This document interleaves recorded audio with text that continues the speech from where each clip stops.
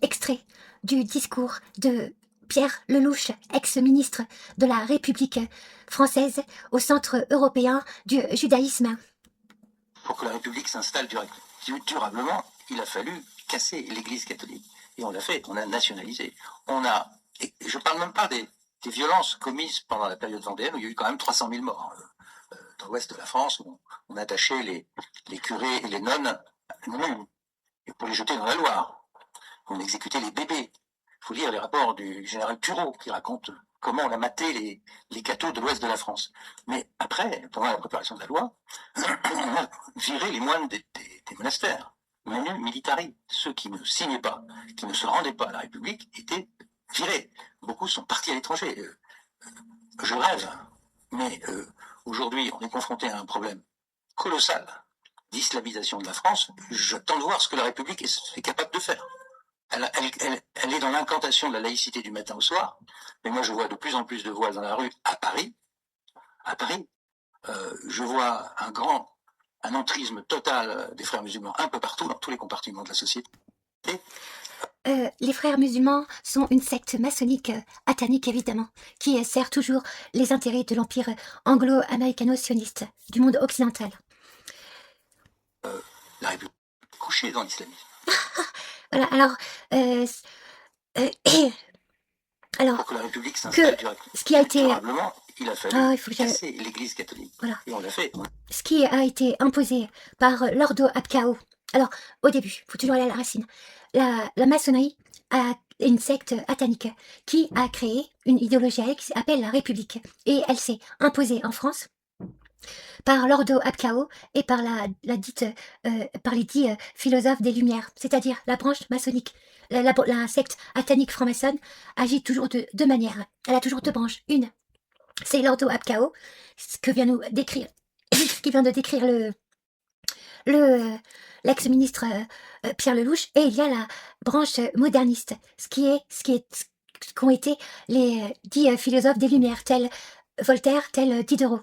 Toujours, la franc-maçonnerie agit de deux manières, soit par l'Ordo Abcao, le chaos, le terreau, etc., le sang, les guerres, pour abattre ceux qui ciblent, évidemment, ils ciblent toujours Dieu, ils ciblent toujours Dieu, et ceux qui sont soumis à Dieu. Donc ils ont détruit le catholicisme pour prendre la place. Et dans la dite Révolution française, les deux branches de la franc-maçonnerie ont agi, c'est-à-dire les coupeurs de tête, terroraux, génocidaires, violeurs, etc., et les dits modernistes qui étaient le Diderot, le Voltaire, etc., etc. Alors la branche moderniste, c'est ce qu'on a affaire aujourd'hui aux mêmes, et ils disaient ceux qui étaient dans la conspiration contre la France catholique chrétienne, ils disaient que la religion, c'est des fanatiques, c'est des arriérés, c'était dangereux, ils font le mal contre le peuple français, ils tyrannisent le peuple français, ils sont incapables d'être autre chose que des primitifs, c'est ça. Et comme on voit maintenant, le rôle de la secte franc-maçonne et de tous les agents de cette secte, ils disent quoi? L'islam, ce sont des inadaptés à la modernité, etc., etc. Alors que le mot modernité chez eux, c'est une falsification. C'est vraiment une falsification. Toujours présenter les serviteurs de Dieu, les soumis à Dieu, comme des arriérés, des attardés, des fanatiques, etc. Voilà. Donc, alors, pour revenir au sujet que je vais traiter, c'est pour dire que ce que la France atanique maçonnique applique, a réussi à appliquer à la France, la France qui a colonisé l'Algérie, c'est-à-dire la terre arabe, est en train de l'appliquer via la peuplade qu'elle a installée au pouvoir et à qui elle a substitué l'histoire, et que la France a substitué l'histoire pré-islamique de l'Algérie pour en vêtir les colons envahisseurs, une peuplade de fléaux qu'elle a mis au pouvoir et qu'elle a installé et qu'elle a dressé à détruire l'arabité et l'islamité de l'Algérie. Donc, je vais passer des extraits. Alors, je dis que le seul peuple autochtone d'Algérie, c'est le peuple arabe. Et la France et la peuplade ont substitué l'histoire pré-islamique de l'Algérie pour, détruire l'arabité de l'Algérie et détruire l'islamité de l'Algérie, afin de faire de la terre d'Algérie une terre en conformité avec le satanisme atanique franc-maçonnerie. Alors, je vais passer l'un des plus gros colons, répugnant une pourriture, que la France a dressé Alors lui, c'est quoi? On voit son physique, c'est un négroïde qui a été éclairci par métissage, et ça se voit. Et la France maçonnique atanique, via les pères blancs, quand on voit ce que on fait, ce qu'a fait la République maçonnique au christianisme en France, elle est venue avec des soi-disant chrétiens pères blancs euh, pour, avec sa conspiration contre l'islamité et l'arabité de l'Algérie, via la peuplade qui occupe ma terre, la peuplade de fléau, Kakrabil et Berberk. Donc, elle a dressé un occupant en terre arabe Algérie, la France l'a dressé pour que la France puisse accomplir sa mission de désarabiser et désislamiser l'Algérie. Alors, je vais le faire passer. L'un des agents de la France. Alors, il est où? Et il a dit, hein, c'est les pères blancs qui lui ont donné mission, qui lui ont donné cette mission. Alors, on va l'écouter, le porc. Charles Berber, vous n'avez jamais rien compris, à moins que vous le dissimulez. Dans votre soi-disant langue arabe, je ne pourrai jamais m'adresser. Alors, la soi-disant langue arabe, c'est la langue de l'Algérie. La langue de l'Algérie. Que ça vous plaise ou pas, les colons. À moins que l'on puisse vous voir un jour sur cet écran monopolisé, parler avec cette langue qui nous est très chère et qui forme notre patrimoine. Orgeons très fort. On voudrait vivre en harmonie avec tous les peuples, tout le monde. Il faut qu'on reconnaisse cette langue berbère qui est légitime. C'est la langue de nos ancêtres, c'est la langue de nos parents, c'est notre langue, c'est notre oxygène. Il faut que cette langue berbère soit institutionnelle et constitutionnelle dans mon pays. Donc, le colon en terre arabe, il nous dit que la langue berbère est une langue et qu'elle doit être, et que l'arabe n'a pas sa place en Algérie et que c'est ce qu'ils appellent la langue berbère qui a sa place et qui a une civilisation. Alors, n'importe qui a l'oreille fine et qui entende ce que ces occupants barbares, dégueulasses, présentent comme étant leur langue, eh ben, on n'a aucun problème à reconnaître que la racine est arabe. La racine de leur soi-disant langue est arabe. Et ça a été la racine arabe a été bâtardisée par les dialectes et tout ça de tous ceux qui ont envahi ma terre Algérie arabe, que ce soit des Vandales, des Kroulas, etc. Et ça, c'est ça la vérité. C'est que la racine de ce qu'ils appellent être leur langue, leur culture et tout, est arabe. Et cette langue arabe a été bâtardisée par eux et qui viennent nous inventer des choses et dire que c'est leur langue. La blague, ça n'a jamais été une langue. Ensuite, il y a évidemment, c'est l'arabité et le peuple autochtone, l'arabité et l'islamité que la France veut détruire, a mission de détruire la France maçonnique atanique et elle opère de cette manière via la peuplade qu'elle a installée au pouvoir en Algérie. Alors ensuite.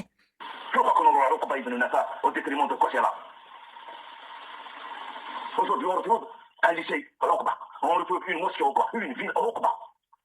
Votre fils peut s'appeler Rokba demain. Mon fils, je peux le prénommer Kosser aussi. Ils peuvent se rencontrer dans l'histoire demain. Donc là, il y a le colon, négroïde qui a été éclairci par le métissage. Il dit que il préfère le roi berbère, qui disent berbère, le roi berbère Askil à Ogba. Alors, c'est incroyable. Ces pourritures ont volé, ont spolié l'histoire pré-islamique des Arabes algériens pour se l'approprier. Et évidemment, ils penchent pour quoi? Contre qui? Ils penchent pour le roi dit berbère, alors que c'était tous des Arabes, que ce soit Nassim Issa, je dis bien Nassim Issa, que cette peuplade dégueulasse et la France ont transformé en un mot, Nassim Issa, alors que le vrai blaze de ce personnage de l'Antiquité était Nassim, prénom Issa, nom de famille. Ensuite, il y avait quoi d'autre? Alors, ils se moquent évidemment, ils attaquent tout le temps l'arabité et l'islamité de l'Algérie en spoliant l'histoire pré-islamique des Arabes. Alors ensuite, je vais passer encore un extrait. Allez. D'être musulman. Ma mère, mon père peuvent être musulmans, mais moi j'ai le droit. Alors, il a été toujours, pendant le génocide que la peuplade Kakabi du régime Kabyle en Algérie, le génocide qu'ils ont perpétré pendant 10 ans contre le peuple autochtone arabe, eh ben, il n'y a eu que lui qui a été invité par les médias du régime maçonnico-français pour venir chouiner et déverser sa merde. D'être musulman. Ma mère, mon père peuvent être musulmans, mais moi vous me dégoûtez. J'ai le droit de choisir mon sang. Moi, je ne suis pas musulman. Mon père est libre d'être musulman, mon père pareil. Mais moi, j'ai le droit de choisir mon sang. Je ne suis pas musulman et j'ai le droit de vivre. Est-ce que vous êtes musulman?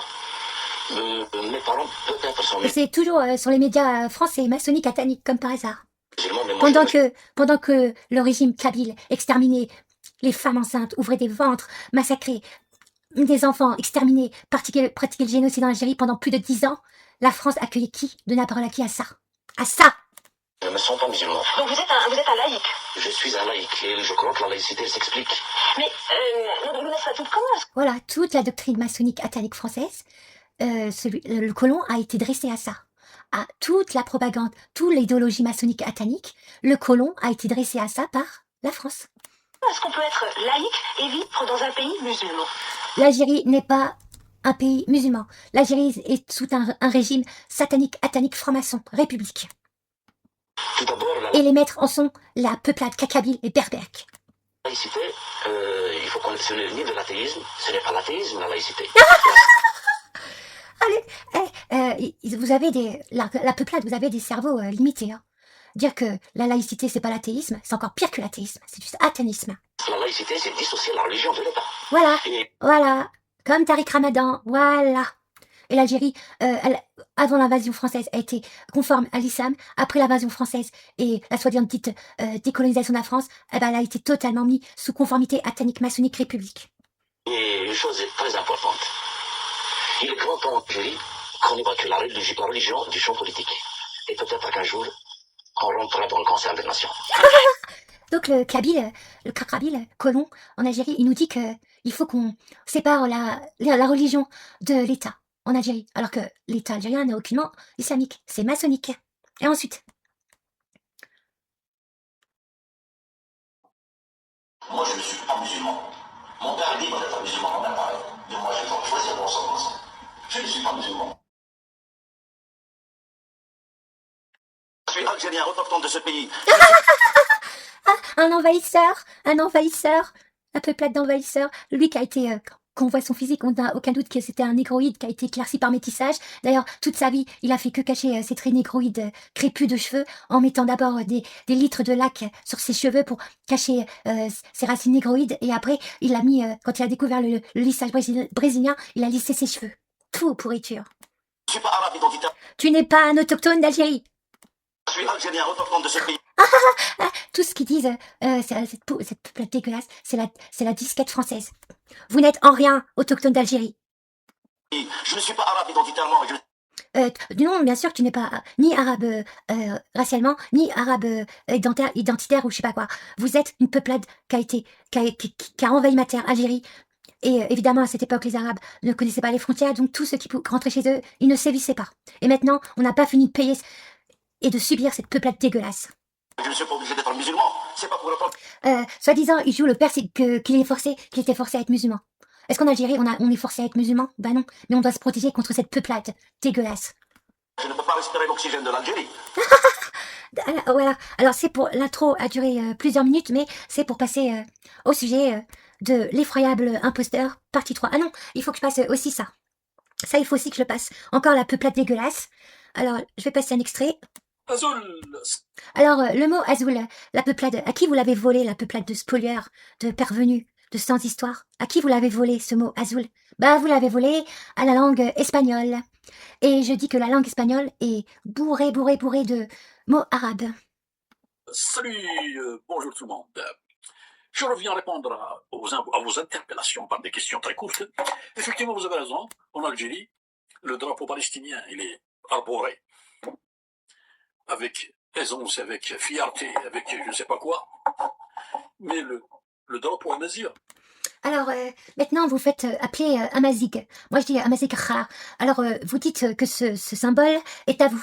Ah non, vous l'avez spolié, comme vous avez tout spolié aux Arabes. Et vous l'avez spolié aux Arabes. Preuve, ce symbole est un symbole arabe qui a été, et dont les Arabes, partout où ils sont allés et où ils se sont installés, l'ont marqué sur la pierre, sur la roche, etc. Exemple, voici l'Arabie... L'Arabie, moi j'appelle pas l'Arabie Saoudite, j'appelle son vrai nom, l'Arabie.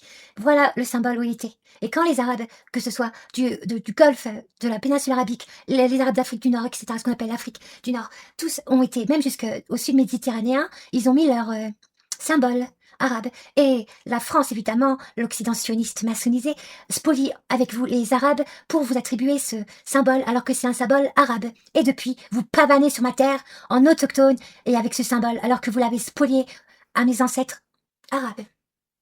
Quoi d'autre, le colon? Les colons sans histoire, sans civilisation, sans terre originelle. Enfin si, vous venez tous Vous êtes venus de partout, des envahisseurs vandales, des envahisseurs Kroula, etc., etc. l'identité Des envahisseurs Kroula, tous sur ma terre et au pouvoir sur ma terre. authentique, solide. Mais le drapeau amazigh, qui reflète l'identité authentique, seule identité authentique. La seule identité, le seul peuple autochtone de l'Afrique du Nord, c'est arabe. Pourriture que vous êtes. Vrai, réel du peuple, des peuples actuellement de l'Afrique du Nord, en l'occurrence Maroc, Libye, Algérie, Siwa, Tunisie, Mauritanie, Mali, Niger, et j'en passe, même le Sénégal, une partie du Sénégal. Ah, vous voulez aussi, vous lorgnez aussi sur le Sénégal. Pourriture que vous êtes. Vous avez tous spolié aux Arabes. Vous imaginez Même leurs terres, même leurs richesses. l'absurdité, la stupidité, la haine, la faiblesse humaine, la médiocrité. La haine, la stupidité, la dégueulasserie, c'est vous. C'est vous. D'un État comme Alors, soi-disant, ils nous disent, soi-disant, l'État algérien, c'est un État, qu'est-ce qu'ils disent, cette pourriture? L'État arabo-islamiste. Bon, quand ils disent islamiste, c'est islam. Hein. Alors, ils nous disent que l'Algérie est un État arabo-islamique. L'Algérie est sous un régime des plus barbares, des plus génocidaires, des plus spolieurs, c'est-à-dire le régime kabyle à tous les étages. un État algérien arabo-islamiste qui est contre un drapeau amazigh, tout en étant pour un drapeau qui, pour l'instant, qui est, on va dire, entre guillemets, délaissé par tout, même les pays arabophones. Soi-disant, les peuples arabes sont pas pro-palestiniens. Ils délaissent les Palestiniens. Non, les peuples arabes sont toujours derrière le peuple palestinien. Pardon, même les vrais pays arabes n'arborent pas ou ne montrent pas le drapeau palestinien tel que le montrent ou l'arborent les Algériens. C'est médiocrité. Parce que, actuellement, l'État algérien, il est gouverné par des enfants des anciens réfugiés, syriens, palestiniens, j'allais dire même irakiens, voire turcs. Il y a des opposants là, turcs qui se sont installés en Algérie. Pourriture que vous êtes. Dès que vous ouvrez votre sale gueule, c'est de la merde. Alors, depuis la soi-disant dite indépendance de l'Algérie, tous ceux qui se sont, tout le pouvoir, tous ceux qui sont succédés jusqu'à aujourd'hui au pouvoir en Algérie, ce sont tous des Kabyles et tous des Berbères.